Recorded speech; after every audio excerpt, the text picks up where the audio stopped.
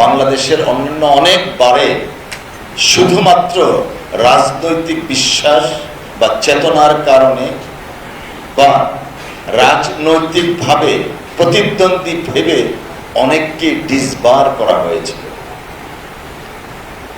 অনেক মানুষ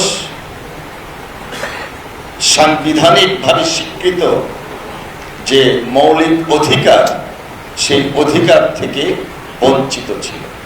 অনেক রাজনৈতিক কর্মী তারা যখন মিথ্যা মামলাকে আলিঙ্গন করে বাংলাদেশে গণতান্ত্রিক সরকার বা রাষ্ট্র প্রতিষ্ঠার জন্য সংগ্রাম করেছিলেন, তাদেরকেও নাজেহাল হতে হয়েছিল। শুধুমাত্র নাজেহাল না, তারা যেন আইনি সুবিধা না পান সেই জন্য অনেক বিধি ব্যবস্থা পাকাপুক্ত করা হয়েছিল। তো আমরা আইনজীবী সমাজ সবসময় ন্যায়ের পক্ষে, অন্যায়ের বিরুদ্ধে।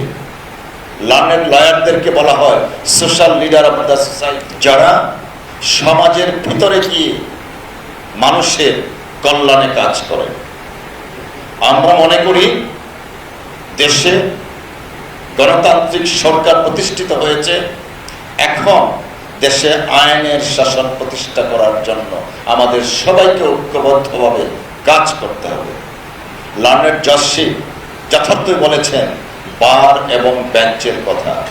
বার এবং বেঞ্চ শোল্ডার টু শোল্ডার যখন কাজ করবে, তখনই কিন্তু দেশে আইনের শাসন প্রতিষ্ঠা পাবে।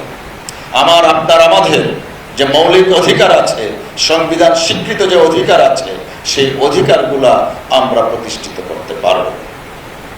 আইনজীবী ভাইয়েরা যারা এখানে আছেন, বিজ্ঞ আইনজীবী বৃন্দ যারা আছেন, আপনাদের কাছে আমি অনুরোধ রাখবো, আমরা আইনজীবী সমাজ সবসময় আইনের শাসনে বিশ্বাসী।